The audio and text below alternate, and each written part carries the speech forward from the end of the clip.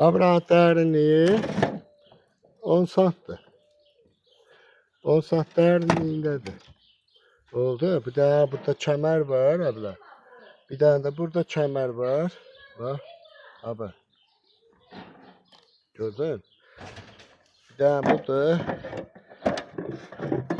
mum eriyip tökülməkdən ötəri olan şeydir.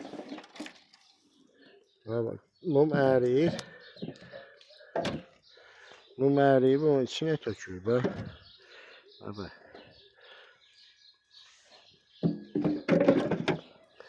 Gördün. Oraya koysan.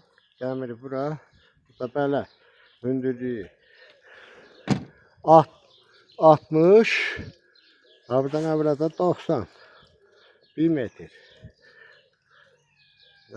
Buradan oraya kimi 90. 1 metr olur. Oradan oraya kimi 60. Çölündən çölü. Oldu. Bu da 3 sant yarımlıq taxtadır.